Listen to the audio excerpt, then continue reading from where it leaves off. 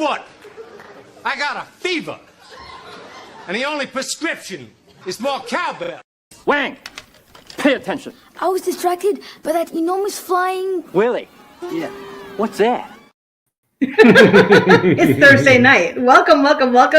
How y'all doing? It's Beth Lee and Dan IT guy. We are very excited about today. We're going to do some learning today. Learning. We're going to learn you. You guys are all going to be here and teach Beth Lee about cars, and I'm very excited about that. Should be good. Yes, because, God knows I need it. We've got our special guest host here, Mr. Victor Mackey, Diecast Trading Customs. Hey, how are you? I'm all right. I think it's time. What do you think? Because this is getting. I'm starting to feel very Amish. I think you have to wait until all the work is done on your house first, and then you can do that. Yeah, right.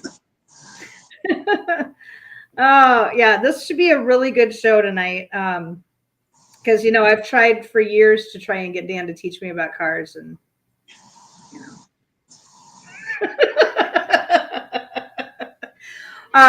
She's full of crap. Yeah. So nobody in the chat yet, but well, Beth Lee is in there, welcoming everybody. Yes. But when you guys come in, if you could like the stream, subscribe to the channel, hit that bell so that you know when we're going live, that would be awesome. And we're just really happy about everybody that comes in here. No comment. Got a comment? We've got Colleen in the house. Miss Colleen in the house. Colleen, you're here to help me learn bless you, today. Colleen. I'm very excited about that. Thank you very much for coming in. Very happy about that. Woody's Woody's Garage. What's up, bud? Hello. So happy that if you guys haven't seen some of Woody's some of his shorts lately, they're really good. They're like he's done a couple of Barney Fife ones that like he's singing the song about having like the bullet in his pocket and everything. And talking sweet to ladies and everything. So go watch Woody's Garage. Go check out his shorts and everything. They're really good. Mopars, Mustangs, and Another minivans. one you need to check out. Another good one to check out. Hello. Out of Order Garage. Hello. We're so happy you're doing, here. Bud? Thank you for coming Good by. to see you, man. Been a while. What he said, I stole them. Well, thank you for wearing your I Hate Thieves shirt today. I'm so sorry. I am so sorry. My best friend is a bit of a turd. He just came up. He's coming up with a weed whip to trim my beard. Let me see. Oh my God. That's awesome.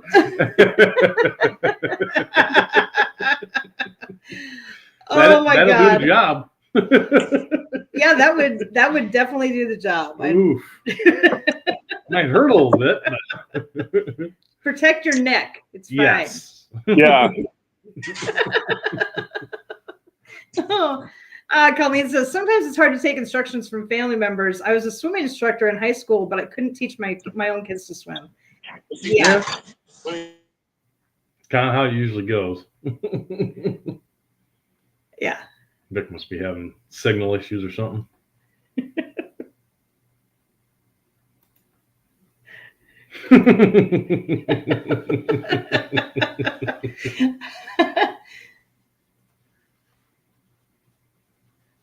For being live. I'm live. Okay, be live right there. I am alive. I just wanted to let you know because you don't want to be on the camera, remember? I'm not live. I'm just sitting there. I'm sorry. I didn't mean to distract everyone. Go ahead. Oh, you're No good. worries, You're no good. worries. You're good. That's awesome. So before we start tonight's topic of teaching Beth Lee all about cars, we wanted to catch up on some news. So I think we're going to start a new little segment at the beginning with news, things that are in the news. So the Met Ball was held recently. Crazy outfits, out of control celebrity behavior, your typical Hollywood type thing. And we found a clip of the party for you. So we wanted to play that because I thought it was very interesting.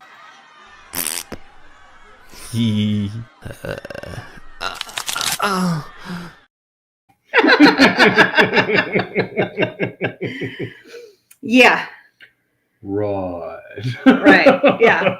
Anyways, in other news, George Wendt passed away, the guy who played Norm on Cheers. Oh, And that I'm sucks. so sad about that. Is it this one here that I have to put? No, this Next one. down, yeah. This one. Okay.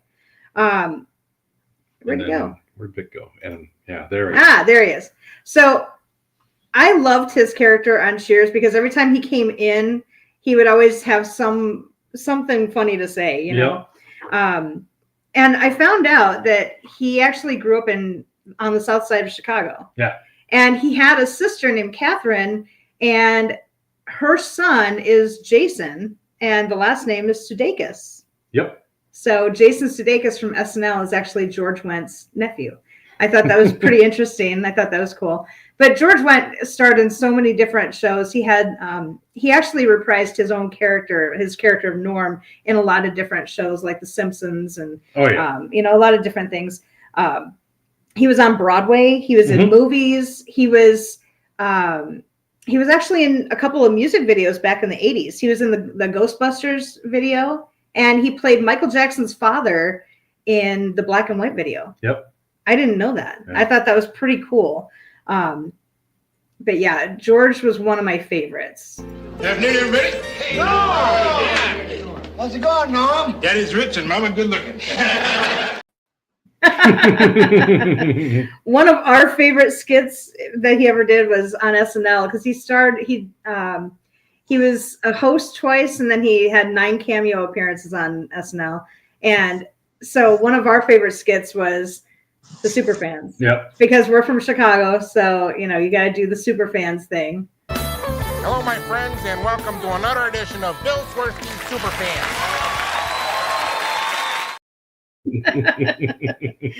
So, yes, Colleen, what do I want to know? I am going to give you guys some questions. You'll here see.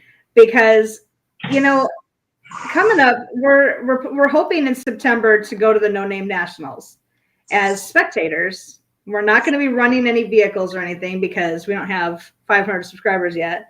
And we don't have a vehicle. We don't have a vehicle. And that's just probably not going to I happen. mean, my Kia down the track. Yeah, I could run the Kia down the track. You could. She's got some get up and go. I don't think she's got 200,000 miles on it. I really don't want to see you blow that thing up. Hell! If Stone Street can do it. Wow. And I don't know how to do a burnout yet, so I have to learn how to do that. That's one of the things I need to learn is how to do a burnout because I don't know how to do it yet. And you know, it seems like a really easy thing to do, but you know, I haven't learned how to do it yet. But I do need to know more about cars because I don't want to look like an idiot walking around No Name Nationals and, you know, just having a dumb grin on my face and being, well, you know, people having conversations and right, and I don't know what is going on because you know. Well, I mean, for years I've asked so many questions to Dan IT Guy about what is this or what is this, and he just gets up and walks away, and he doesn't answer my questions. He never ever does. Lies! All lies! All lies! Oh, Mopar says, put Dan's custom PC in it and tune the Kia.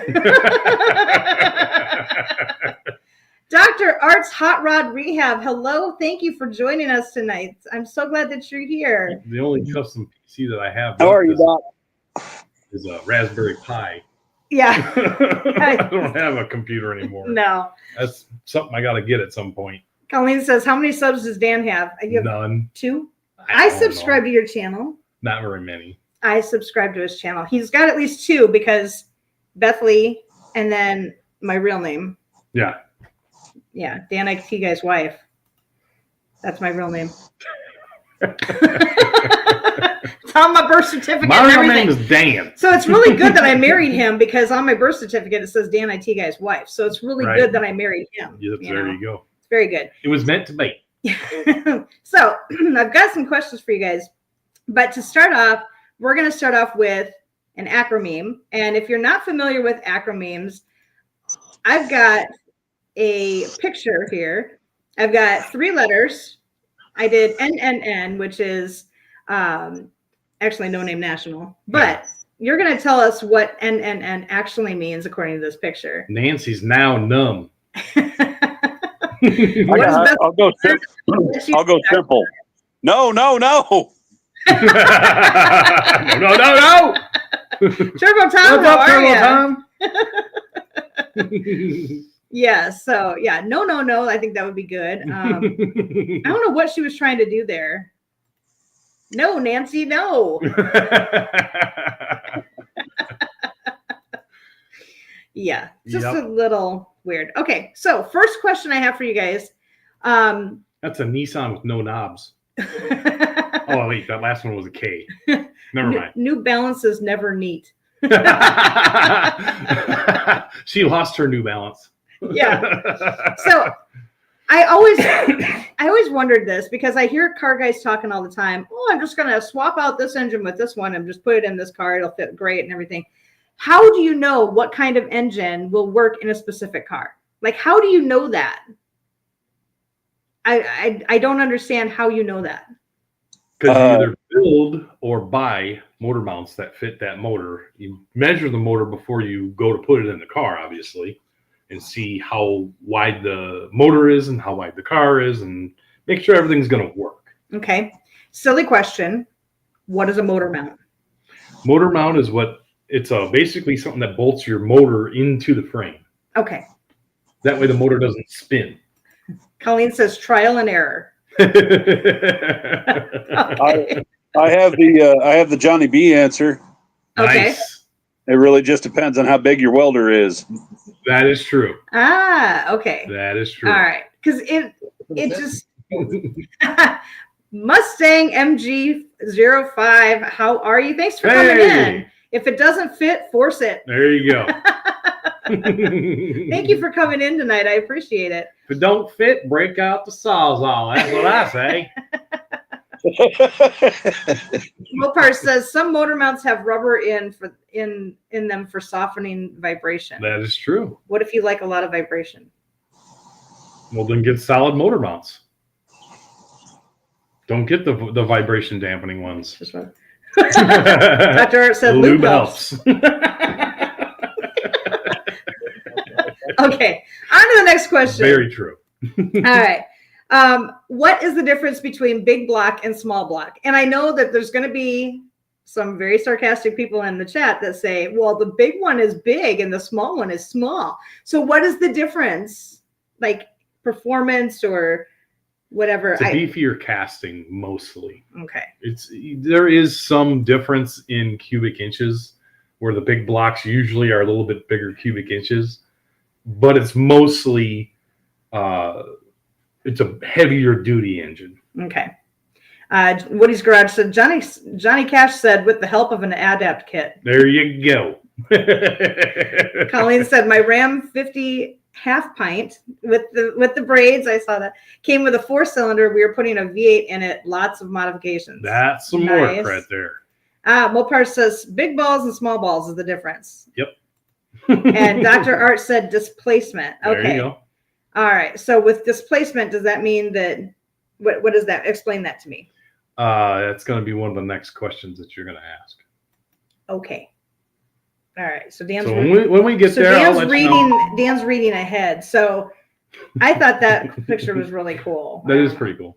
I like that one. All right. Why do some cars have dual exhaust? And what is the benefit of having it? Is it just so that the car sounds cooler? Actually, it's because the engine is basically an air pump. The more air you can get in and out of the motor, the more power you can make. Okay. So if you have a single exhaust, I mean, you can have a huge single exhaust, and it's not going to be quite as restrictive, but a dual exhaust is usually better because it's less restrictive. You don't have as much resistance as the air is trying to escape. Okay. All right. Out of Order says better flow generally. Yeah. There we go. What he said. I have another Johnny B answer. All right. Because dual exhaust sounds better when I put my foot in it. That is true. Are those the fart cart or the fart cans that you are always talking The about? fart can is the single exhaust usually. The loud one. Yeah. Okay, the loud ones that go past our house all the time. Yeah. Okay. Let's see. Colleen said cubic inch displacement 318, 340, 360 are small blocks. 383, 440 are big blocks. Yep. Okay. Mopar says it's better for exhausting fuel and air. The more the merrier, but not too much. There you go. All righty.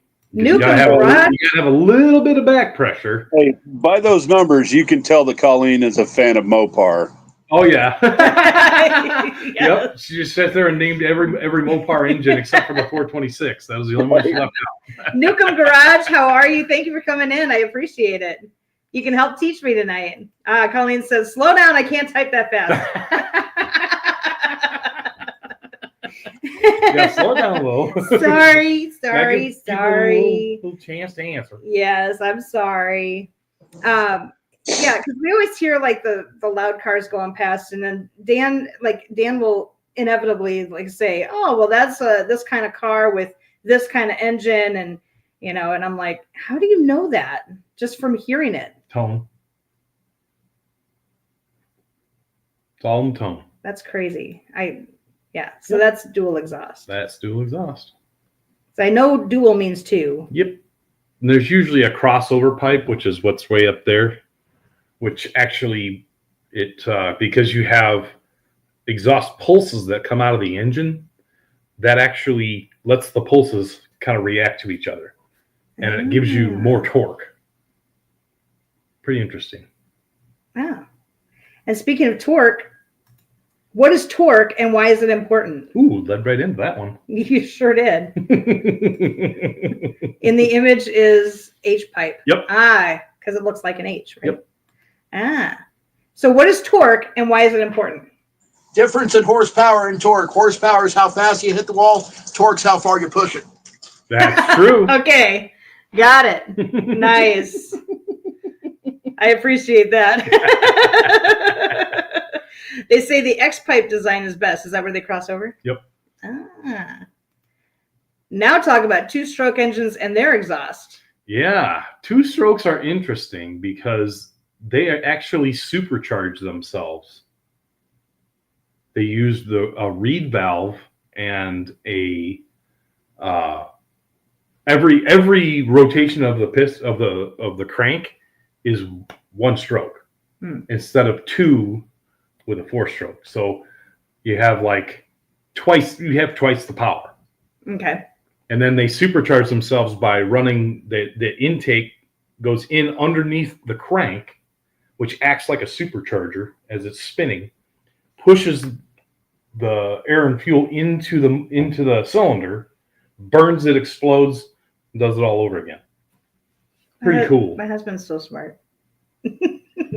Learned about all that stuff when I was a kid. Dr. Art said torque is the work. Horsepower. Is See, the speed. HP. I knew what HP is. Horsepower is the speed. Good job, baby. See, I'm learning. She's learning. I'm I'll learning. tell you what, if you want to learn, Dr. Art is the guy to teach you. That guy You knows got that right. crazy stuff. Yep. Yes. Colleen said if you try and force all 8 cylinders into one pipe, you wind up with a log jam. That's exactly correct.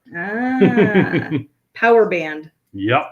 All right. Power band is the specific RPMs where that supercharging effect starts and ends. Okay. That's what your power band is. Because you'll be driving along and all of a sudden it's like, it just takes off and it's like, whoa. My brother's RX-7 would do that. Kind of, yeah. Yeah. They're kind of real similar. Okay.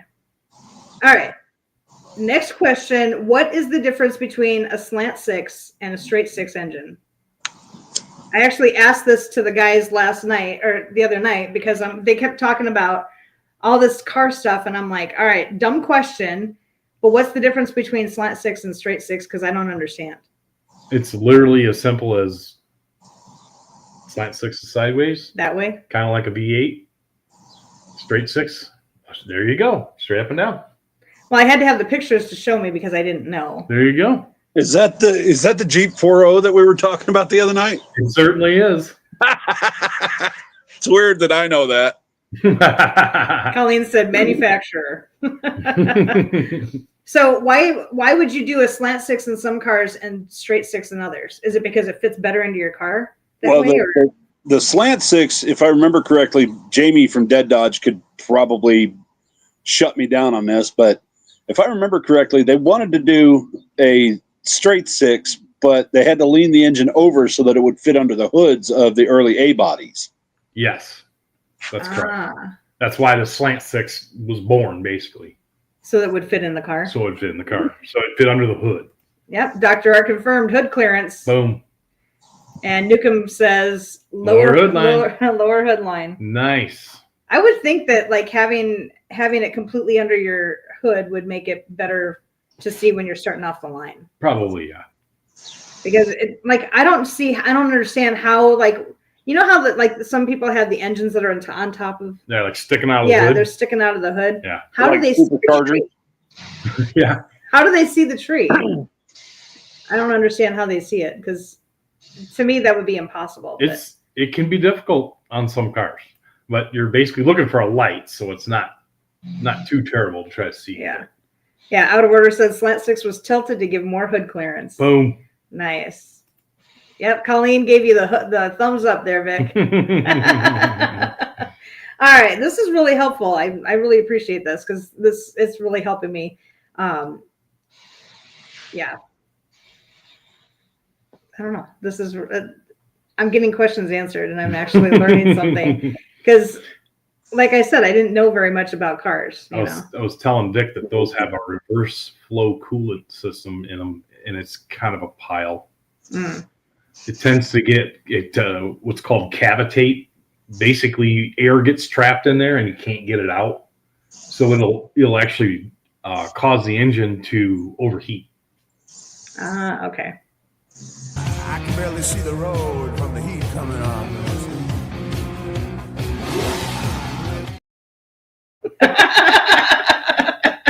Talk about heat. What? Some of the hood scoops I've seen are outrageous. Can't see anything. Yep. Yeah, Mopars. I don't know how they see them because I've watched people going off the line, and how do they see the tree? I don't see how they do that. Colleen said vision is impaired. All you can hope for is lane choice and pick the right lane so you can see the tree. There you go. Yeah, I think I'd want to be in the right lane just so I can see the tree better. I mean, there's people that are leaning over like this just to see the damn tree. That's crazy. You ain't got a choice. So is that why left lane is worse? Yeah. Is left lane worse? Yes, because you're looking across the engine toward the tree. Yeah. Yeah. I had the left lane both times that I took the stone suit down the track in Sykeston. Yeah. I had to do it like this. Mopar says over the pond cars can see the light in the left lane. That's true. Yep. Yeah, because their steering wheel's on the right. Yep. That's true. All right, next question. Do you prefer a 4-cylinder, 6-cylinder, or 8-cylinder engine for a daily driver, and why? Or even for like a racing car, which one do you prefer? I would like the more cylinders you have, the more power you have, right? That is true. In general, yeah. Our Sorento is 6, right? It's a V6, yes. Okay, and it's a straight 6, right? No, it's a V6. So it's like a V8 with 2 cylinders chopped off. Oh, okay. So it's the same kind of thing. And it's a little bit different angle because a V6 has balance issues if you don't have it set just right. Oh, well, that's not good. Turbo Tom said I had left lane also. Dr. Art said as long as it has a turbo, it's all okay. Yes, sir. Nice. Turbo out of it. If you get a chance to look at Dr. Art's Ranger, there's an LS surprise under that hood. Oh, that is a bad little truck, man. Nice.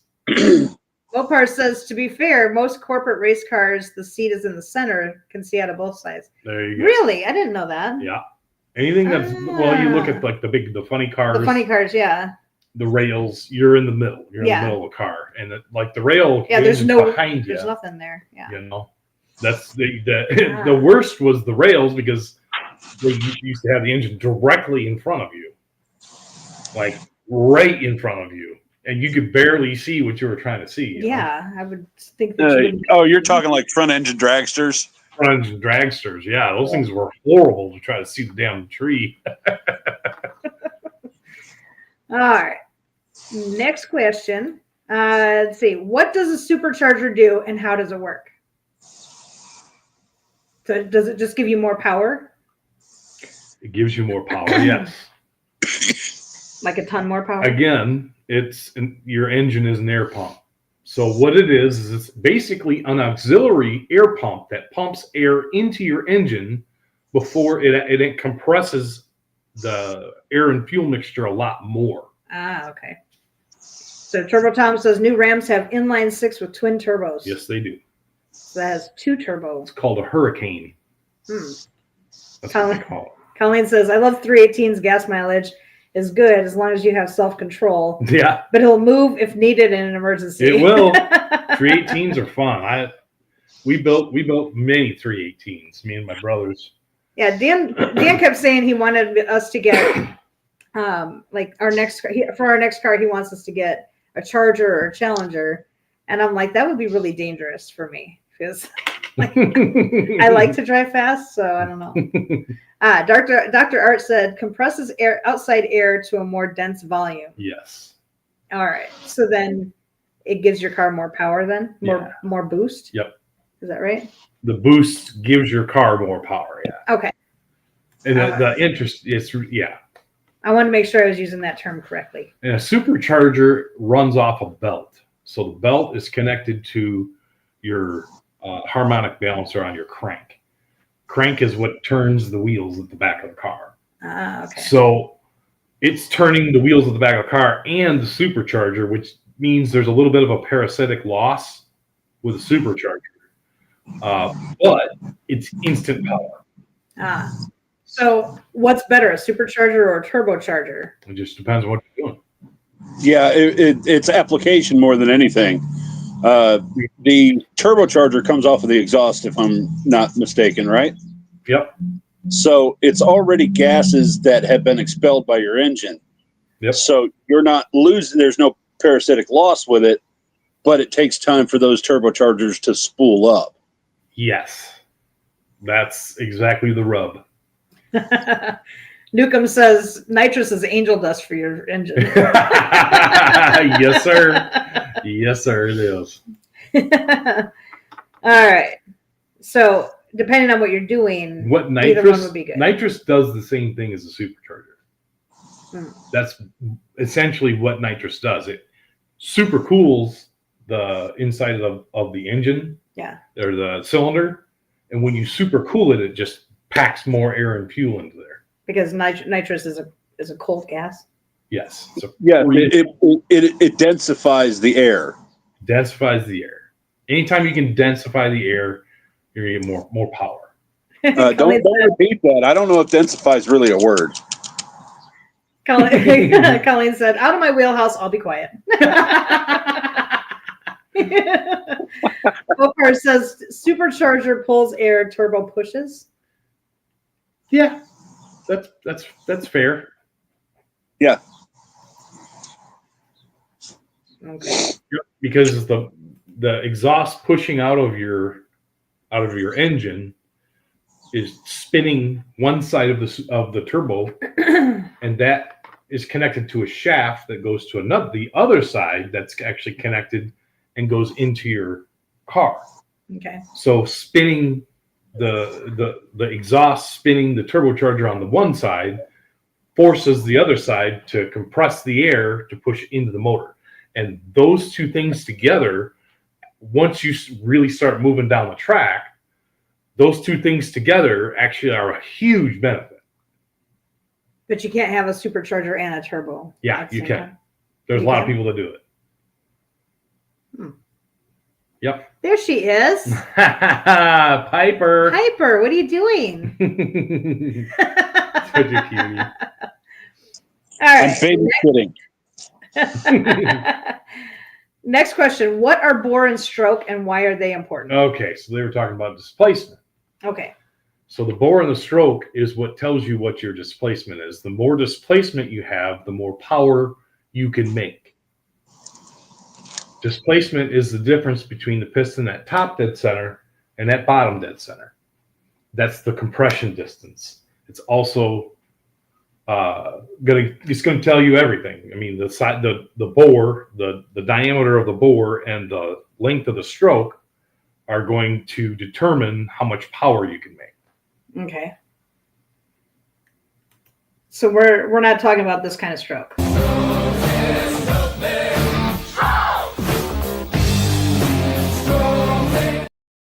just want to make sure. I don't know, man. Maybe he has a stroker.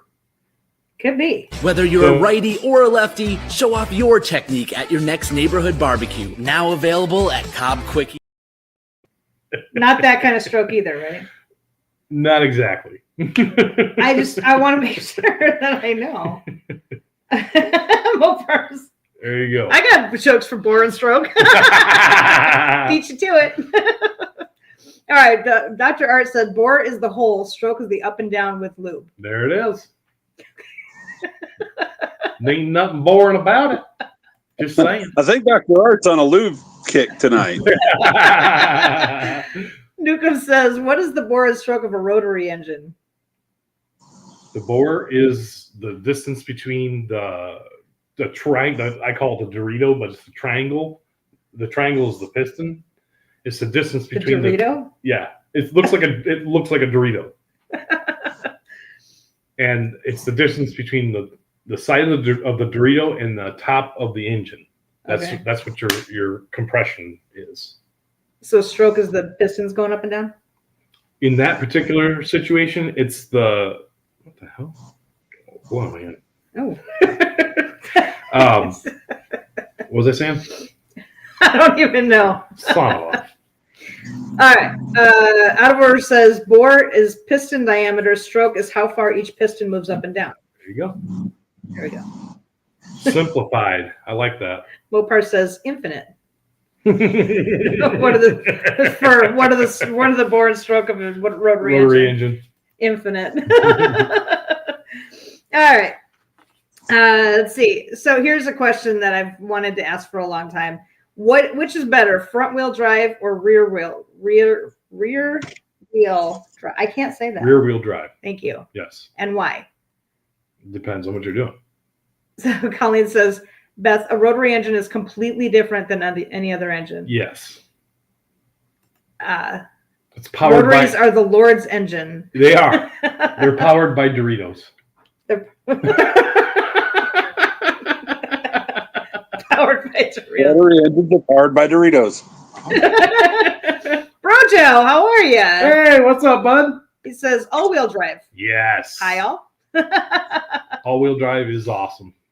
Yes, Mopar says all-wheel drive. It's straight off the line, but rear-wheel drive for me, thank you. Yeah, rear-wheel drive is I think it's a lot more fun. A 4,400-pound car. Wow. Well, unless you can engage and disengage the all-wheel drive, because all-wheel drive is unreal. So, which kind do we have in our Kia? The Sorento. Front-wheel drive. Front-wheel drive. Is that why we? Okay. So, for those of you who don't know, when we lived in Illinois, I hit a snowbank, and it was on the road, so it's not my fault. And I did the cardinal rule I broke the cardinal rule. I tapped the gas, or I'm sorry, I tapped the brake. Yeah. And Dan's like, don't hit the brake, and it was too late. And I tapped the brake, and we spun. I don't know how many, 3 times you said? Yeah. My eyes were closed. Really, really fast. My eyes were closed. The next thing, when I opened my eyes, we were in the cornfield, and I didn't stop the car because we would have stuck there, but I drove out of it. But it was just like, yeah, don't let off. we drove right back on the road. So we had front wheel drive. Colleen said it really depends on the terrain. Yep. Brojo, you live north, you need at least front wheel drive. True. Yeah. So what kind of was it, front wheel drive, all wheel drive in this vehicle? That's front wheel drive. That wasn't the kind of snowbank that I drove into, by the way. Was it Jeep Patriot, I think. Yeah, that looks like the back end of a new Bronco. Yeah, I think that's a Jeep. I could be wrong though. Yeah. Oh, yeah, me too. Very ranch. It's this big on my screen. I know. Yeah. It's the size of an actual Matchbox car. Are you saying that I should know? How are you doing, What's up, Destroyer? Yeah, Mustang says a cornfield is better than a ditch. That is yeah, true. Yeah, That is that's true. better. Well, we went through the ditch to get to Yeah. the cornfield, and then drove through the ditch to get back to the road. Thankfully, the Through ditch the wasn't snow. very deep. It was not very deep. But thankfully, the car kept going, kept moving. She didn't let off. Thank God. Because he's like, don't let off, Don't don't let let off. off.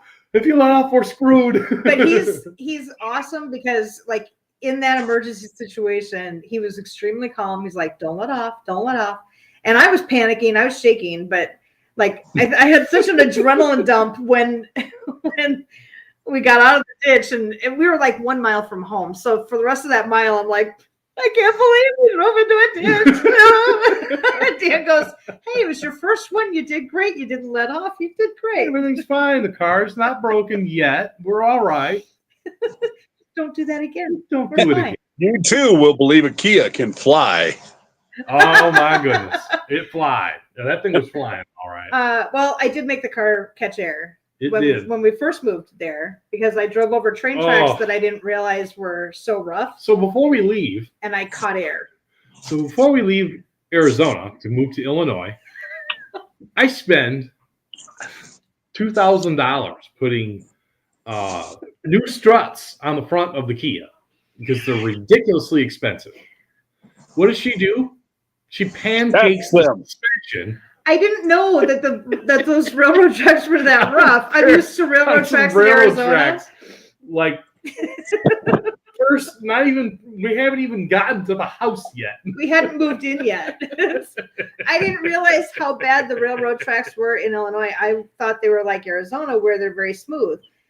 Not so in the country in northern Illinois, where you have all the elements on them all the time.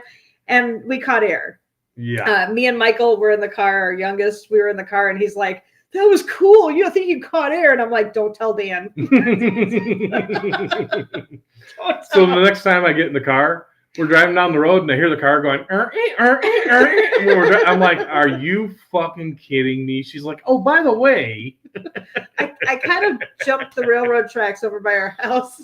He's like, oh, I was almost ill. Yeah, he's like, I don't even want to talk to you right now.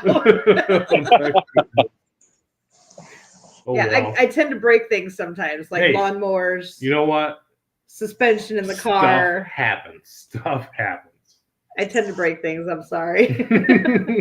Mopar says, in most cars, if your pistons in the engine are lined up between the tires, it is front wheel drive. The pistons go front to back. It's usually rear wheel drive. Yep. So they're lined up between the tires as front wheel, and then front to back it's usually rear. How come I can't say that? Rear wheel drive, yeah. Oh my gosh, I can't say it. Mama San, how are you? Hey, what's up, Mama San? Nice. Yeah, just for JT to get off work. There are exceptions to that rule that Damien just said, like the original Toronado. Yeah. But they're few and far between. Yep. Yeah, Mustang said, as long as you're moving, you never stop. Yep. Yes, exactly. Yeah, that saying is actually true for a lot of different things. Right? Keep moving. Keep on moving. Destroyer says, hey, Art, I may need some Ford help. Uh-oh. Ranger, what's happened to the Ranger? He said the Ranger won't idle 2.31. 2.3 liter. Oh, 2.3 liter. Sorry. 2.3 liter. Pull the carb off, throw it in some solvent, and let it sit for about a week. Yeah, Dr. Art said, gotcha, let me know. Manual or automatic? Our key is manual. Johnny said, check the idle air control valve, Eric. Yeah. And the throttle position sensor is really bad about sulfating on those. They can't get throttle reference, so it'll allow them to let them stall and idle. If you give it any throttle and it stays running, though, there's a PCV elbow that's on the side of the intake that's really bad about degrading. You get a massive vacuum leak. And they don't idle. That's true. I forgot about that. Did you guys watch my brain just melt? Yes. I ran into that. I know it's English. I had a Ford Pinto that had the 2.3 liter in it, and I had that same stupid problem. Idle? It wouldn't idle, and all I had to do was replace the little tube that goes into the bottom of the manifold. Ah. So Mopar says, I don't believe there ever was a front-wheel drive car as a manual. Ah, Cousin Tim. Loved my Ranger. Oh, yeah. I had an Accord that was a manual. Yeah, I had all kinds of cars that were manual. Dr. Art says, what year? So, Eric, what year is it? Eric says it's a carb motor. Knowledge. Dude's in super Smoke test system. He says it's an 88. So it's still the square body, right? Yep. Yeah. Okay. That's exactly what Art's truck is. Oh, nice. Newcomb says lots of forward manuals. Front-wheel drive. Or front-wheel drive manuals. Yep. Ah. But not wheel drive. What was my Cavalier? Was it rear? That was rear wheel. No, that's front wheel. Was it? Nope. That was manual. Yep. Destroyer said, sorry, you're talking cars, so I thought I would ask. Hey! Might as well. Might as well. We've got all of the experts in here tonight. There you go. All of the experts are right here. They're nowhere else. All of the experts are here. Vic pulled them all together. Yes. Good job, Vic. Oh, don't blame me for this mess. And thank you all for coming in and hanging out and talking to my wife, teaching her. Yes. Love you guys. Yeah, thank you awesome. so much. I really do appreciate it. Like, seriously, these are questions I've actually had about cars. Like, because I hear all these terms, when we're out at different car shows or events, and I'm like, I don't understand what people are talking about, and I'm smiling politely and nodding, and I don't understand the terms. So this helps me so much. Like, you have no idea how much this helps. Mopar says, I don't know what I was thinking on that. I know I'm wrong. First step is admitting you're wrong, I guess. All right, another question for you. What is a header? I know what I think it is, but that's probably not correct. What is a header? What is a header? I don't know. That's what I'm asking. It's an exhaust manifold. See, when in my brain, I'm an author, and I think a header is the little top, the part at the top of the page. Oh, yeah. Opposite a footnote. That is true. Header and footer. That's what I was thinking. But in an engine, a header actually is the exhaust manifold, but it's a specific type. So it's got tubes that come out of each cylinder and then gather together into what's called a collector. And then the collector goes to the exhaust, a dual exhaust that goes out the back of the car. If it's for the back of the car, why do they call it a header? Wouldn't that be at the front? Because it connects to the head. It is in the front. The header is in the front because your engine's in the front. That's where the exhaust manifold connects to the engine, is in the front of the car. Okay. Got it. Make sense? Okay. Yes. Destroyer says a 2x6 usually. Yeah, he's talking about a header over your head. Yeah. Mustang says hookers, old school. Hookers. Hooker headers. Colleen said, damn, beat me to it. Yeah. Oh, you guys are funny. All right. I'll let you guys answer them for a little bit. Yeah, Mopar says a header is the first piece to the exhaust that expels the burnt fuel and air. They come in shorty and long tube forms. Correct. Ah. So shorties come like straight, like almost together into a collector, and then the long ones go over and kind of go back a little ways. So this would be the long tube? What's that? No, nothing. I don't know. So Newcomb says header is more expensive and designed to make more power through exhaust scavenging. Yes. Ah. Those exhaust pulses I was talking about. Destroyer says, has Tracy learned about the Dickford? I don't know. Have you learned about the Dickford? What's the Dickford? I can't believe you fell into that one. You guys are assholes. Say that again. Say that again. I'm sorry. I didn't hear what you said the first time. What was that, honey? I know what the dick is for. I know what it is for. I know what the dick What's for. a dick for? I know what it's for. I know.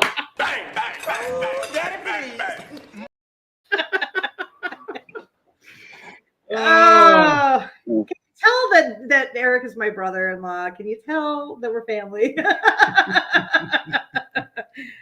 Colleen says, but a stock manifold collects all exhaust into a chamber before going to the exhaust pipe. Yes. Okay. Collects all exhaust into a chamber. I had to read it again. Yeah. So I don't understand it. Newcomb says manifolds are cast iron, cheaper to make, used by manufacturers. Exhaust manifold instead of exhaust header. Okay. So manifolds and headers. Same thing, just different applications. So the header is more for racing, for all-out performance. Manifolds in general are for like daily drivers. Okay, that makes sense. Yep. Mopar says most exhaust manifolds are usually cast iron, and headers that achieve the same goal are made from tubes made of various metals. Yes. See, this is like getting into the meat and bones here. So good. All right, next question.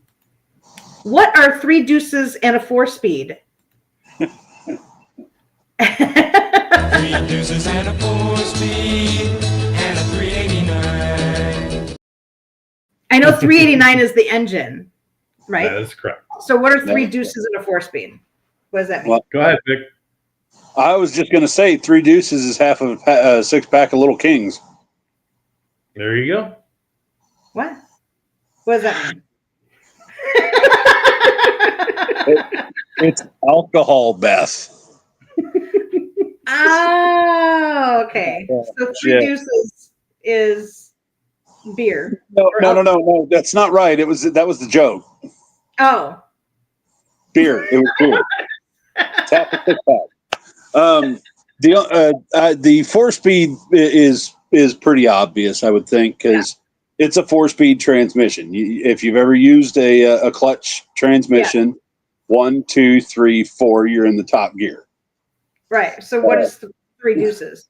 3 deuces, and again, the crowd can tell me I'm wrong, but as I understand it, it's 3 2-barrel carburetors that are connected through some form of plinth that helps them all to dump gas down into the engine at the same time. Okay. All right. So mob versus single file. So 3 deuces are 3 2-barrel carbs. 4-speed is a 4-speed transmission. There you go. Because I've driven a 5-speed before. I loved my Cavalier. It was awesome. Destroyer says tri-power or 6-pack, 3 little 2-barrel carbs. Yep. Colleen says 3 2-barrels and a manual used for speed. Nice. Evening, folks. Hey, what's up? One-Eyed Cat, how are you doing? Mr. We were Don. talking about your Valiant just last night or the night before. Yeah. Yes. Yes, they were drooling over your Valiant the other night, One-Eyed Cat. 117 carburetor setup. Nice. Yes. All right, so we've got another acronym because, little GTO. I had to throw in GTO. Got teeth, Oscar? Mustang says, Woody, thanks for the tutorial on changing an electric drill chuck. Never knew. Awesome. Nice. That's awesome. Get that what does out. GTO mean here?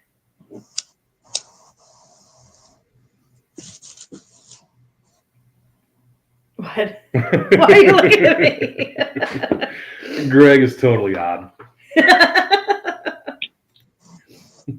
My cat says, I have aluminum slots on it now. Norm has prom shoes. So aluminum slots. Oh, Lord. Are mag wheels. Okay. Prom shoes are fancy tires. Fancy wheels. Okay. We'll just call them that. Nice. Okay. Cool, Mustang. Yes. Gobble Tommy's orifice. Oh. Nice one. That's good. Bomb. Oh, Lord.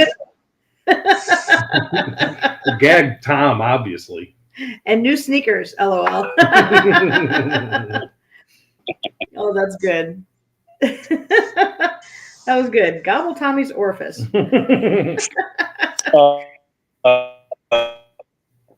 Don?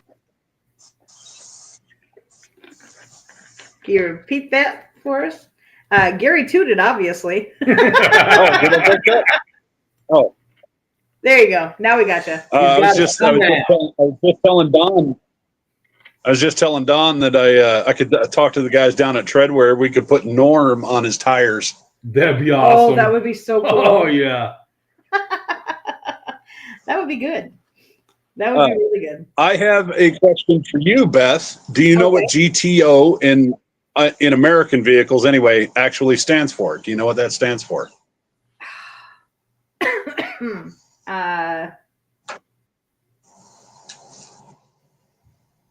No. Grand I Touring. I don't remember. It means Grand Touring Homologato. Ah. Yep. It's a stab at Ferrari. Yes. Mustang says it means girls take over. All right. Newcomb Garage says, what does Jeep stand for? Well, there's a lot of argument about that, actually. This is the history coming in here, but the general idea is that it was sort of a slam of the letters G and P, which stood for general purpose. So instead of saying GP, they just call it a Jeep. Ah. Because it's a general purpose vehicle. Yeah, but there's all kinds of arguments about that. So that's the one I subscribe to.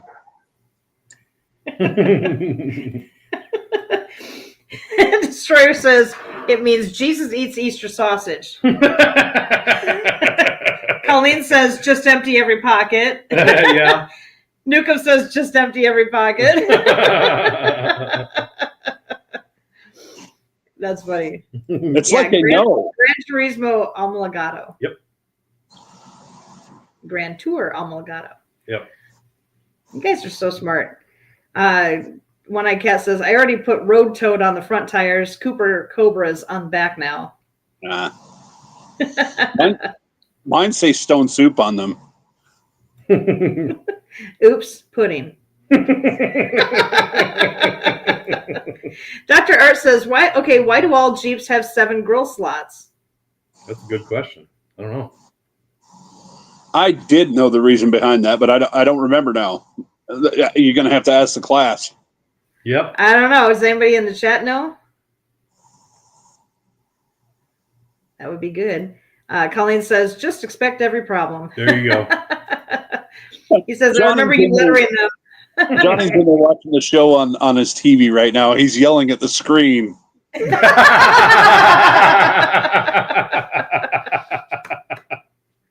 That's awesome. Love it.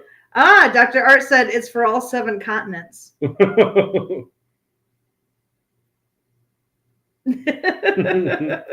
That's cool. Jeep is the name of the plant-eating dog from Popeye's cartoons. Yep. Did not know that. That is true. Wow. Jeep. All right. Destroyer said Bob was the designer and he only had 7 teeth. Mopar says Jeep's every excursion parked. Jeep was the alien. That is awesome. All right. So what do you guys in the chat, tell me your answer for this one. What former car company would you like to see make a comeback? So Dan and Vic got talking about this a couple of nights ago. Mm-hmm. So what former car company would you like to see make a comeback? I know what yours is. What is it? Pontiac. No. You said no, Plymouth. You said Plymouth. You said Plymouth. Now you're talking. Yes, you said Plymouth. Destroyer says DeSoto. DeSoto's a good one. Yep. It's a good one too. Well, yeah, but AMC is already a conglomeration of a bunch of other companies. Yeah, but nobody else made the Rebel. Yeah, nobody else did make the Rebel, right? Nukem Garage. Some people have 32 teeth. Some have 7. It's all a matter of meth.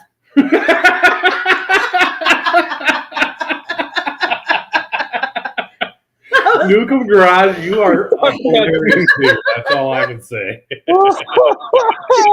God. All right, the race is on. Oh my goodness. That's the best comment of the night Wow. so far. Top that one, chat. That was awesome. Dr. Art says Duesenberg. Here you go. Duesenberg would be a good one, yeah. Real doozy. Yeah. Out of Order Garage says Oldsmobile. Johnny says Cord. Oh, I'd love Cord? to see him off in those Oh, Cord, yeah. Bring back the Bronco. Nice. Nukem says AMC or Pontiac. Yeah, now. That's messed up. And that's Ford. Let me specify. Personally, I do kind of miss these little cars here. So, you go. No, you need. So here's another acronym for you. You had to have they came with a toolkit because you had to have special tools to do anything on those cars. And anytime you would do anything, you'd break something. Probably the tool. How about Indian motorcycles? Yes. Indian motorcycle, yes. I thought you'd have enough of a motorcycle there, Damien. So in the chat, so YUGO? Yolanda under garage, obviously. I don't know. I have no idea on that one. I just know you go nowhere. Yeah, you go nowhere. Yeah. This is totally a joke. I hated the Yugos. They were only $3,500 though. Yeah. I remember people cruising around them for about a week. And then after that, it sat in the front yard. Yeah. All right. Didn't even have to do a first wheel change. Engineer to engineer. I'm not going to go. You go. That's awesome, Colleen. What part says I miss my Bronco too? Yeah, those were cool, man. Bring back mini trucks. Yeah. Little Ranger Brody Bronco. Yeah, those were awesome. Yep. Why you go? Why you go? You but Chinese accent. 5679. 5679. You wait 5679 minute. Yolanda's used gooey ovaries. That's oh my goodness. That's probably what the kid made out of. Oh, yes. Olga giggling orgasm.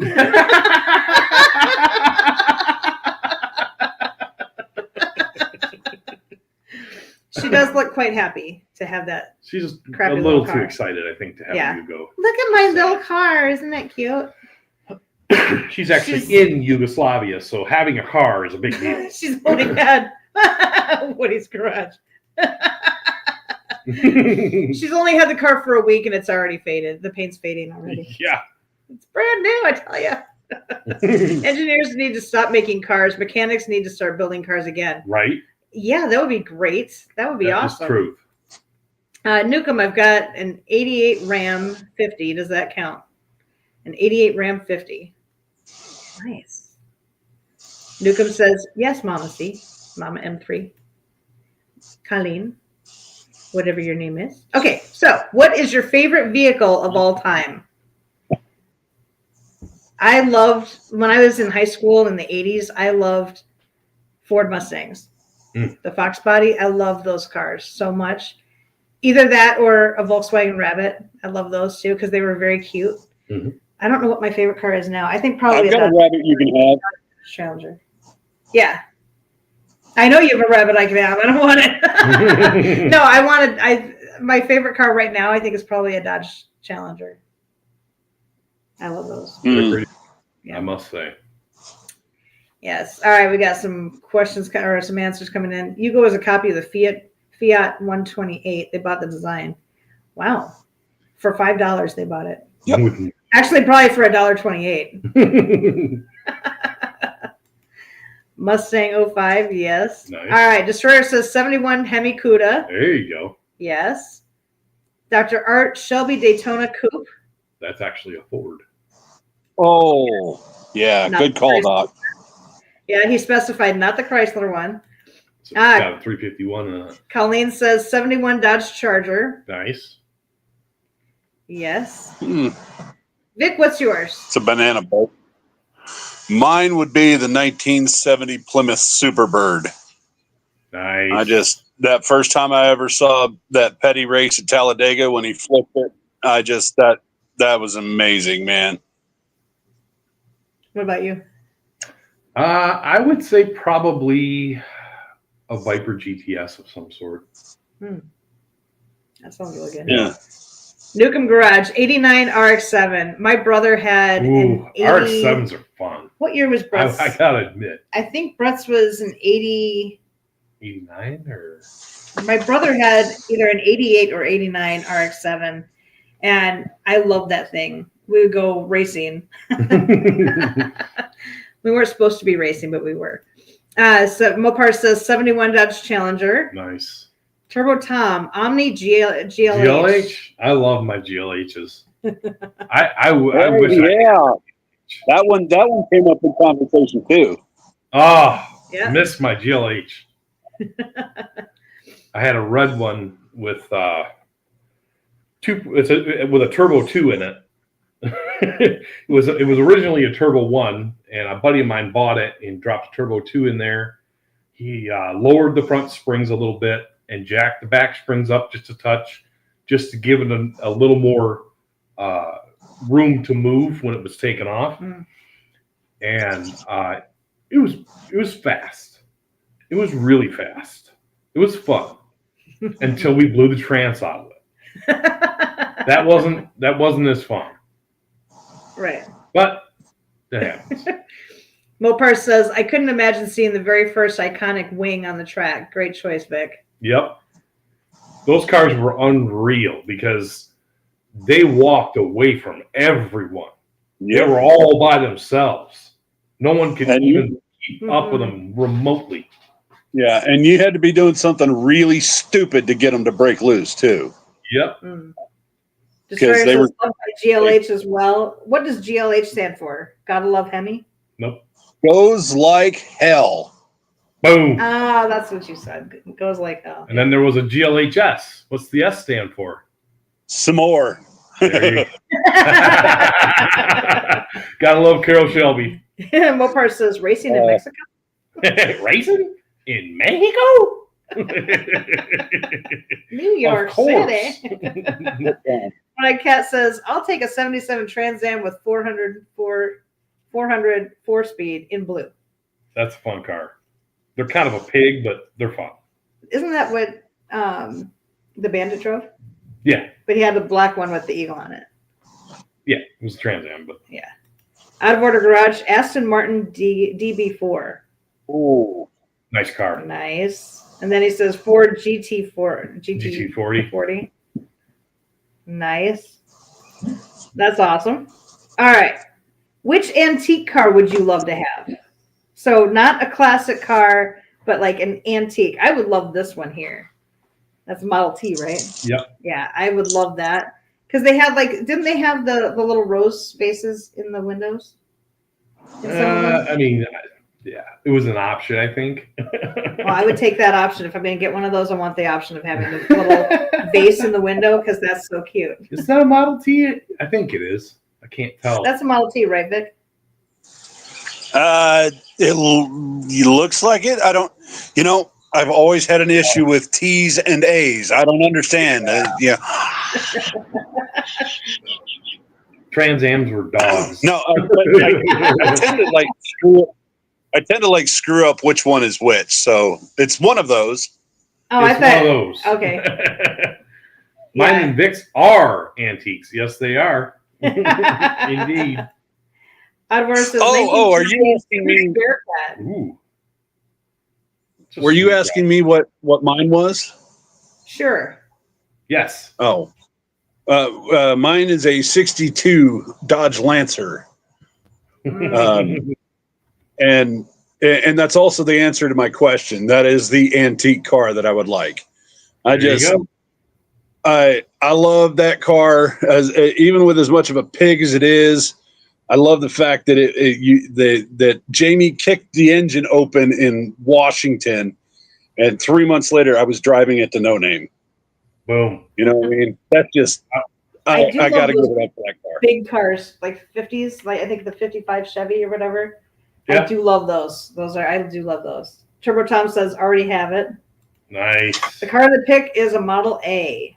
Thank There you, we Edward. go. There you go. Thank you. Yeah, I love that. I love that car. Here's the quintessential question. If money were no object, what car would you love to own? So from any era, what car would you love to own? I would probably do a Challenger. Or I mean, for fun, probably a Demon. oh. Demon Probably Hellcat? a Hellcat.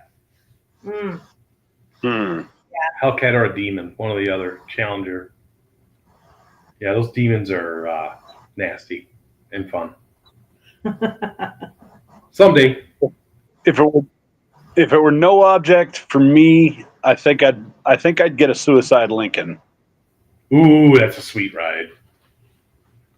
Yeah, just because they're so iconic, they're so cool, and the back doors being suicided, that's just so cool. That's just the icing on the cake. You know? Yeah. Colleen says 71 Dodge Charger. I'm right there with you. I think that's pretty cool. Yeah, I like that. Let's see what else. Where are we going now? I gotta check. Where are we going? I gotta check. All right. So at the I know most of you guys have been to a lot of car shows. What is the most impressive vehicle you've seen at a car show? Turbo Tom Silver Ghost. Nice. What's the most impressive car you've ever seen? Oh, Out of Order says Suicide Lincolns aren't that costly to buy. Yeah, they're not bad. Well, they're not terrible to buy unless your house just caught fire and you've got a lot of repairs to do. Good point, Vic. Yep. Mustang says, politics aside, German staff cars from Hogan's Heroes were cool. Yeah, they were. Yeah. They were really cool. Oh yeah. Yeah, they were really cool. Yeah, the Mercedes cars, the 6-wheelers. Yeah, yeah, those were pretty cool. Those were neat. Gotta say, I like that. So what's the most impressive car you've seen at a car show? Because we have the benefit out here in Arizona of having, what's the one in Scottsdale every year? Starts with a B? Your brother goes to it all the time. My brother goes to it all the time.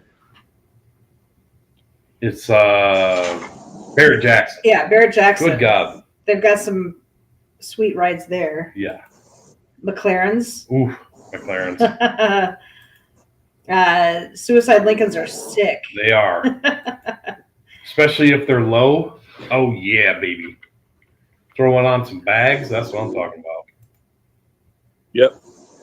So have you ever gone up to a car and you're like, look at that? Just look at it. You know, when I see a car like this, first thing I do is I say, would you look at this? You know what I mean? Yeah, sure. Just look at it. All right. What is one maintenance tip you think every car owner should know? I know yours. What's that? The oil changes. Sort of. I can't think of what is it called? Synthetic? Yes, thank you. The word went out of my head because I'm old. So synthetic oil changes, yes. Colleen says, too many to mention, but watching all the millennials scattered when a rat rod with zoomies entered the exhaust competition. Priceless. Hell yeah. Nice. Love it. Mustang says, I watch Barrett Jackson auctions. I drool. Yep. Yeah, we have them out here in we actually Scottsdale. have gone to them a few times, Eric and I have. Yeah, and they're pretty neat. They're pretty crazy. Newcomb says third generation RX-7. Nice. Yeah, those are pretty. They're fast little cars. I like them. I actually like the Toyota Supras, the ones that had the 2JZ in them. Those things were Some pretty nasty cars. So Colleen's tip is check your fluids. Yep. I thought she was talking to me just 100%. Yes. Check your fluids. Check Make sure your you got them fluids. because you got to have lube. Like Brother Art says, you got to have your lube.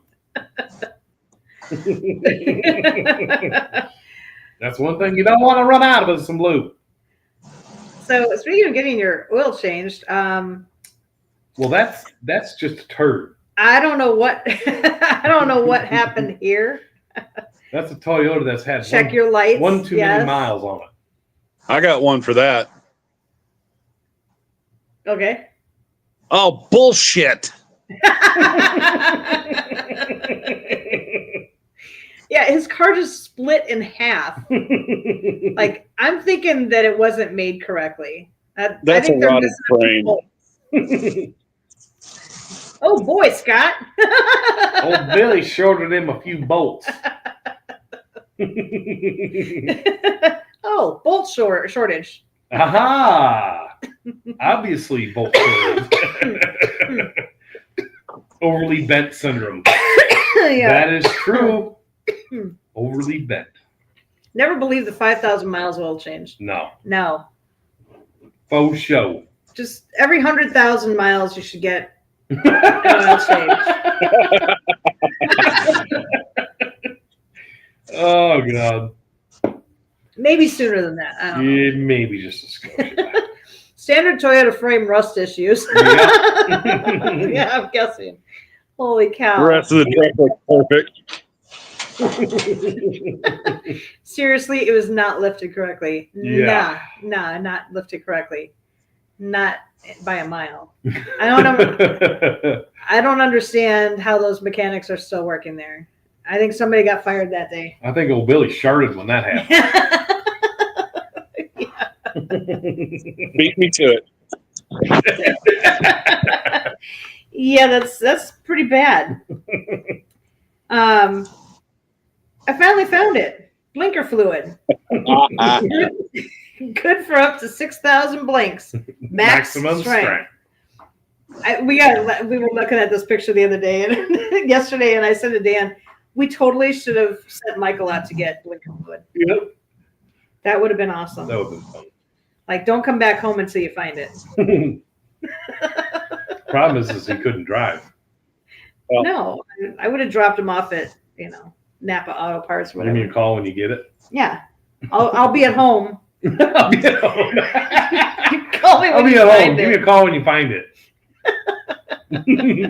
Do not come home without it. Oh. All right. What is the coolest modification you've ever seen?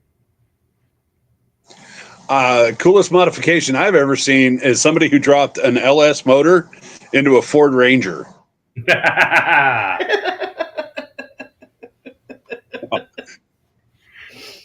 I think, or somebody putting pigtails on a Dodge Ram 50. yeah, there you go. Yeah, I think that's probably the coolest one is the pigtails. That's the probably ultimate mod right there.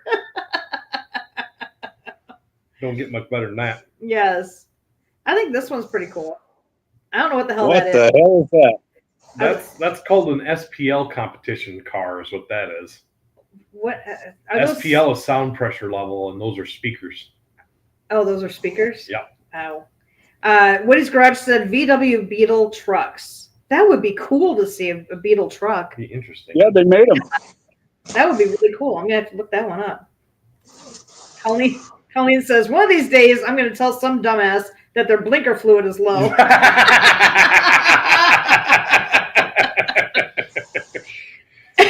Yes. Oh, that's hilarious. Two of our kids would have fallen for that and been looking all over the store, asking people, where's the blinker fluid?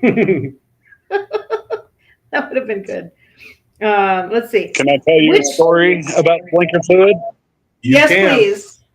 Okay, so you guys know that Mo doesn't live with us. She lives with her mother down in Indiana, right? Yeah.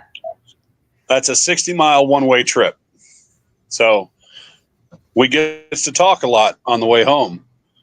We hit about the halfway mark, and I pulled over to have her get some oil from the AutoZone there.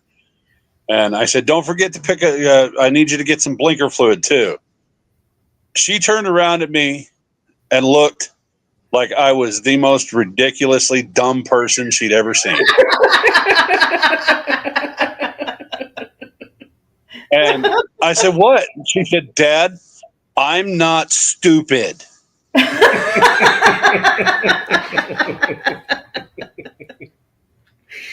Oh my God. That's my blinker fluid story for my 13-year-old. Colleen said, I had an answer, but I was busy typing my last answer and forgot. Dang man. I'm sorry. You're going too fast. I'm trying to slow down. So which car tech advancement excites you the most? What about you? You're a tech guy. Probably external oiling systems and superchargers, turbochargers. I like automatic blinker fluid refills. There you go. I like that.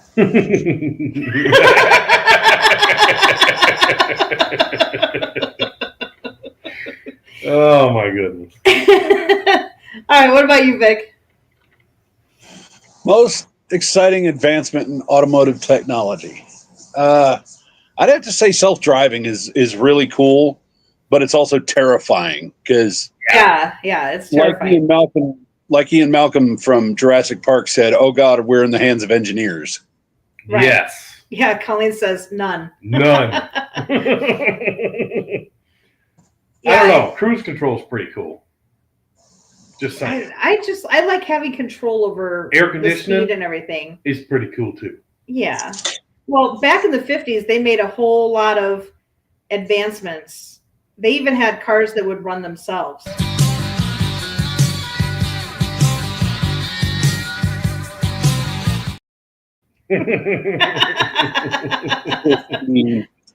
That is one of my favorite ones. Yeah. No, one of my favorite cars. I love that car. That's a cool car. Mopar says, with my headlights, they refill in the rain. I never worry about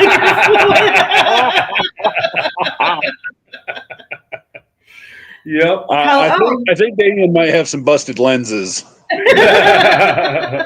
Mama-san, yes, backup cameras. Hell yeah. Oh, I love the backup camera. That is what I'm talking about. Love that.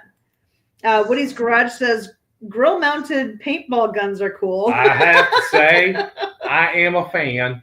I think we need to install that in our car. We do. We need some. I am forever, like, we have a lot of traffic around our house. You know, it's very congested around our house. And I can't tell you the amount of times I say to people, like, in my car and not loud enough for them to hear, could you please pick another day to learn how to drive?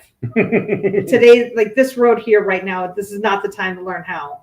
Right. Like, get out of my way. But if I had a grill-mounted paintball gun. Well, then, you know, when you're driving down the sidewalk, you can shoot at people.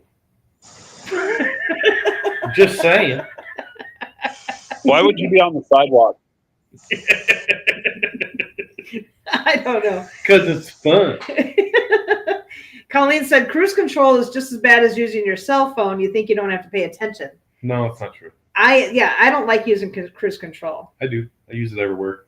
I know, but when we're driving down the freeway and you have cruise control on, you're going zipping past the whole caravan of cars, like our movie trucks. It's not my fault you guys slowed down. He didn't even know where we were. He went zipping past. That was bad. That was bad. Tunnel vision on the highway. Tunnel vision is a mother. Oh my gosh. And I had to call him. Bad. I had to call him and I'm like, hey, where are you going? You just passed all of us. When she called me, I was like, it was like all of a sudden I like saw the replay of what had just happened. Me driving past them and then realizing, oh fuck. Because I was supposed to be in the caravan driving out to Illinois when we moved out there, and I'm like, was that just Dan? But see, I don't have cruise control on my car, so I'm always alert because I always have to keep pressing down on gas or whatever. Yeah. But if you have cruise control on, then you're like zoning out. Oh yeah. I don't like cruise control. I love it, but yeah. I hate it. You gotta be careful. Yeah. Out of order garage, yes. GPS is one of the best inventions. It is. I agree. Yes. It's much better than memorizing every street in the United States. Yes. Much, much better. And trying to fold the maps in the car. Oh my God. Let's see. Mopar says, my grandpa told me he would cross states before realizing it. It happens. Oh my God. Yeah, that would be you. I drove to Chicago every day from Rockford, and I drove through the freaking arm that comes down to stop you. I drove right through it. Yeah, when you're supposed to be doing the tolls. Yep. Yeah. And immediately I realized what had happened when the thing went, oh, I was like, oh my God. I could pull off. I went in and, I mean, I'm an honest person. So I went in there and was like, yeah, I just blew the damn thing off. Did you have cruise control on at the time? No. I was actually using my foot. Yeah, Mopar says he was a semi-driver. Yes. Colleen says, I believe cruise control is less efficient on gas mileage too. I think so too, because I feather the gas when I'm driving. I don't just hold my foot down on it. But yeah, it's debatable. When I cat just because cruise is set on say 70, you can still do 80. There you go. True. It's very true. What is a car feature you can't live without? I think backup camera, Mama. Mama son. I think backup camera. I mean, I've lived without it, but I do love. It is nice. Well, air conditioning here in Arizona is very, very important too. Oh, yeah. You don't want to drive around here without air conditioning. You're asking for it if you do that. And yes, my pot holders are in my car right now. Of course. Because you have to have pot holders. Like seriously, you have to have pot holders just to hold the steering wheel. So I do have that. It gets a little hot. What? Yeah, Colleen, wipers. Yeah, that's really good. Wendy, hello everyone. Just got home. Nice to see you. What's up? So Vic, what's a car feature you can't live without? The windshield. That's true. Yeah. Out here in Arizona, terrible taste. They taste awful. Yeah. I think the interior of the car is probably pretty important. Yeah. Just thinking. No. Stone Soup doesn't have an interior. It's fine. Mopar says my window handle. When I cat wipers drove the Valiant 90 miles to Watkins Glen once. Oh, in the rain. Yep, yeah, you kind of need wipers. Yeah, wipers are important. That'll learn you. Yeah, out here in Arizona, you have to change the wipers at least once a year because if you don't, they dry out. You're better off about once every 6 months. Yeah, because they dry out. They burn to the freaking windshield, and then you have to peel them off. When you peel them off, they'll never work again. They basically turn into dust. Yeah. Like you go to change the windshield wipers, and you're like, and then they're gone. So okay, guys, if the land in which you're living is destroying something for your car that the rest of the planet is fine with, it's time to move. 3 months. 3 months. 3 months, bud. Yeah, Wendy said Don doesn't have 3 wipers. 3 months. Rain-X works great at 70 miles an hour. It does. Yep. Rain-X is a good thing, I'm telling you. Yeah, it'll just shoot all the raindrops right off. All right, so here's one more acronym. Hemi. We had to put this one in here for Destroyer. Hemi. What happened there? I don't know. I don't know. Oh, I have no idea what's going on with this car feller. Well, Ed missed it. He entirely missed it. The water, the dock, the shore. I think I'll just pull over right here and just fish from here. It's fine. If I was going to guess, I'd say he had a few too many beers. Just say. It's fine right here. What's the problem? What's the problem? Oh, there's a seat with you got a bunch of beer. You want to go fishing? Let's go fishing. This is the weirdest, greenest water I ever seen in my life. I don't know what the hell happened there. This is the greatest water I ever seen. Hey, Ernie Max is intoxicated. He emptied many. Help me out here. He emptied many inside. Yeah, there you go. I love beaks. What? She said, I love beaks.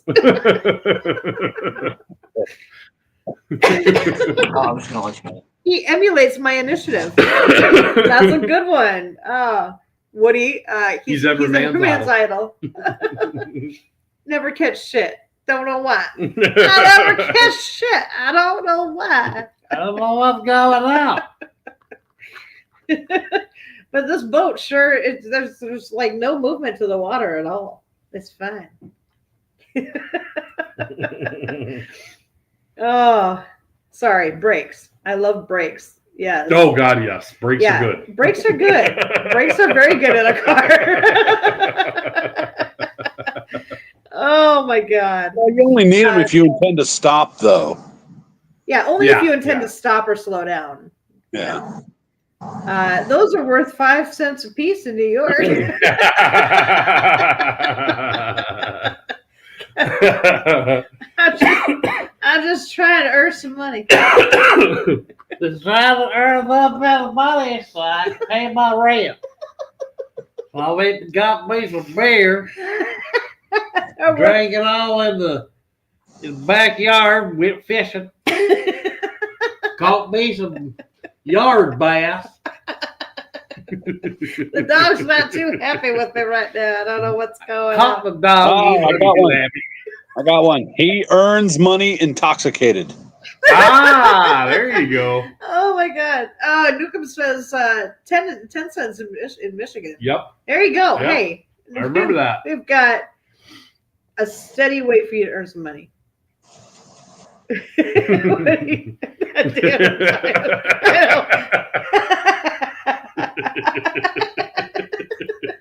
don't know how you were able to type that, Woody. Seriously. Holy shit. All right, redneck word of the day, Mopar. My truck got Mopar than yours. That was for Destroyer. And Colleen. It's mostly old Mopar. parts. Mopar is an acronym, too. Yep. Yep. Mostly old parts and rust. Yep. Giddy up. Yes. Oh my gosh. Yeah, I have Mopar right here. Oh, there it is. Yes. Mostly old parts and rust. I think that's true for the guy too. I don't know. Newcomb says, this is fun, but I got to work tomorrow morning. Right. Thank you very much for coming in. Thanks for coming in, Newcomb. Be safe, man. Usually our shows, That was fun. yeah, usually our shows are right around like an hour, usually not an hour and a half, but We're trying- thank you for coming in. And we're trying to tame things down a little bit A little bit. because, we don't want to be offending people. They want to stroke the algorithm. Stroke the algorithm gently. Gently. Colleen, my own personal adrenaline rush. I like that. That is awesome. I like Nice. that. That's really good. I like it. I think this guy's having an adrenaline rush.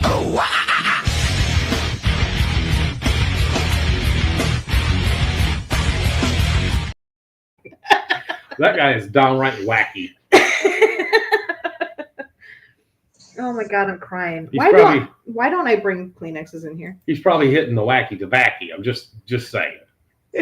Adward says, my old pants are ripped. That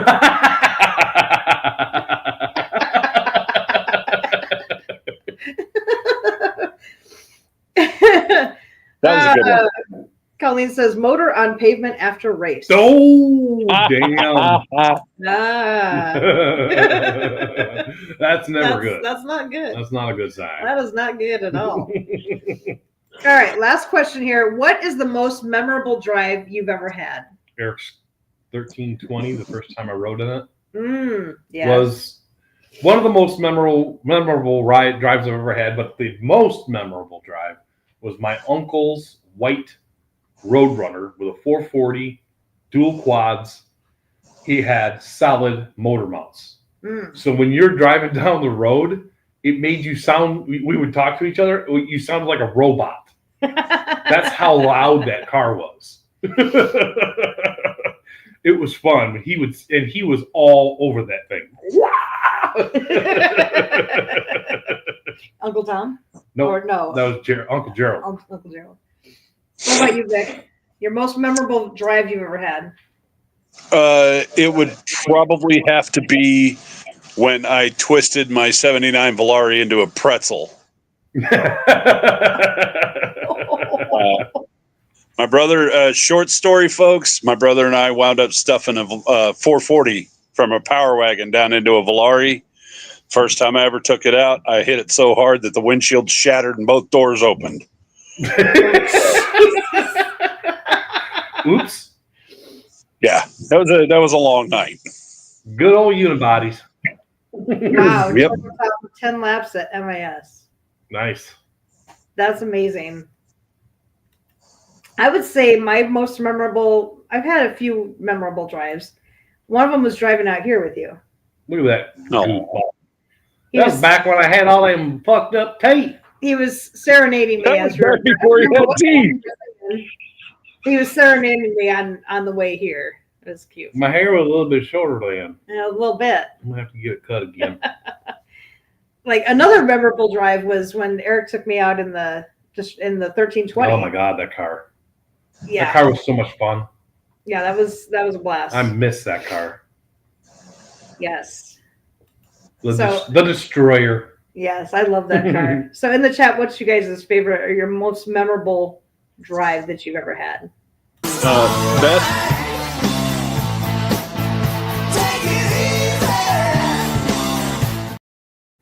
Yes, sir. I'm sorry. I'm going to have to cut myself short. Foggy needs help getting into the car since she took her tumble. Oh. All right, man. I'll give you guys a call tonight here in a little bit.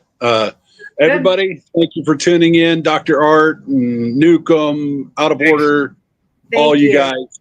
It was awesome. So, yeah, I will talk to you guys in a bit. All right, bud. All right. Peace. See you, bud. All right. Let's see. He's Mopar says that ain't Dan. I can do okay. Just click there. All right. Yep. That. And then This that. one? Yep. All right. Boom. Yeah. Mopar says that ain't Dan. Destroyer Race Week. Yes. Yes. That's when we. Yeah. Mm-hmm. Colleen says playing hide and seek with the cops after watching Smokey and the Bandit in my mom's '66 Barracuda with 9 kids in the car. Holy cow! She was driving. Holy shit! Nice. Wow. That's awesome. That's awesome. When I rode 1,200 miles to Mississippi Gulf Coast in 16-foot stake body Chevy. I have a few stories from that trip. Wow. Yeah, one of the stories that we had, we weren't. It wasn't this trip here, but we were driving to Arizona when we still lived in Illinois. We were driving to Arizona for my niece's graduation. Yeah, and we drove into Texas, like northwest Texas, and drove into a terrible storm. And like I've never seen sky that was that dark before, and it was crazy. We parked next to a semi. There was softball-sized hail falling on our car, dented the whole roof of our car. And still got the dents to prove it. Yep. And I think what saved us from getting any more damage or broken windows or anything was being parked by the semi. It had to have been, because I cannot believe to this day that we did not break a single window. I can't believe it. Amazing. It was crazy. And it was so loud in that car. We had the radio turned up all the way, and we could not hear the emergency tones come on for tornado warnings. And they were close. Like the tornadoes were close to us. We were basically stuck in the middle of nowhere, and there was nowhere to hide. There were no buildings. There was nothing. We were nothing. off the side of the road. And I'm like, what do we do? And Dan said, keep your seatbelt on. We put blankets or sweaters over the top of our heads and crouched down in the car because there was nowhere to go. I thought we were going down. I thought so too. And it was, our car was shaking and everything. And it was scary. sideways rain. I've never been that scared. I was trying to take a video the whole damn time, and I kept taking pictures. And I'm like, we were so frazzled. I was so frazzled. I ended up just giving up. Yeah, it was crazy. Yeah, biggest fear is hail with the Valiant. Oh, glass would be impossible. Yes, that is true, dude. Yeah, it was insane how loud it was in that car. I've never been that scared in my entire life. It was crazy. Mustang says, driving my dad's 429 Cobra Jet Mustang at his funeral procession. Wow. Oh, burn the tires off that car. He would have been proud of us. Wow. That's awesome, dude. Hell yeah. Wow. That's really cool. Wow. Yeah, that would have been amazing to see. I'm sure he was very proud of you for that. Wow. Thank you for sharing that. That's awesome. That's amazing. Yeah. Oh, okay. Anyway. Now that I'm verklempt. So if you're new to the channel, every show we end with a message of hope. And I know it helps us a lot to have some kind of a message of hope for upcoming days. And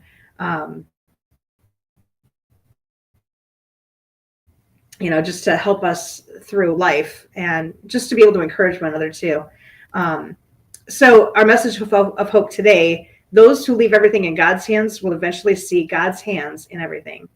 So there's your message of hope for today. Leave things in God's hands so that he can control the outcomes, so that he can control things.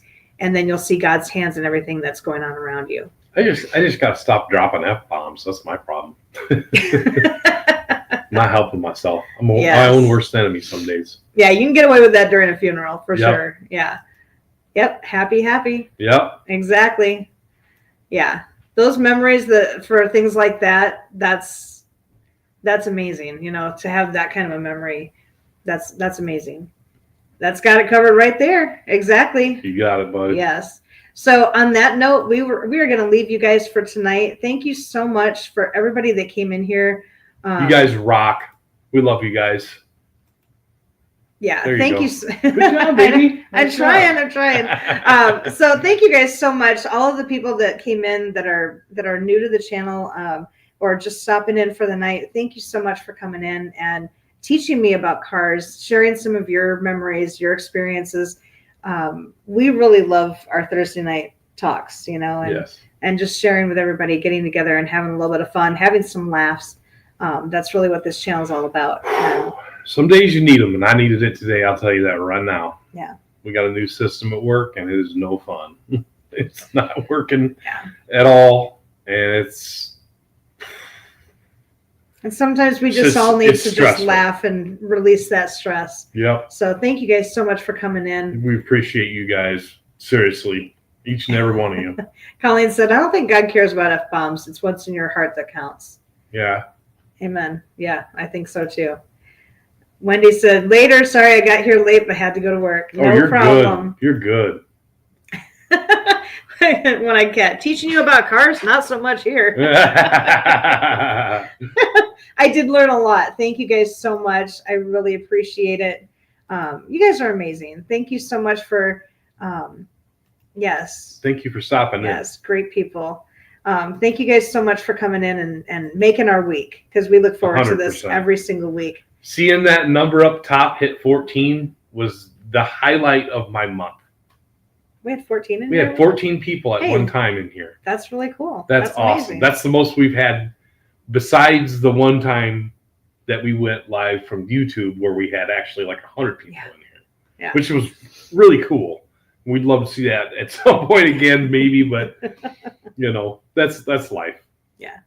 But we'll see you guys next week. Should be a fun show next week too. I think we're going to do a cooking show next week. So tune in next week for Cooking with Beth Lee and Dan IT Guy, and we will see you then. We love you guys so much. Thank you guys.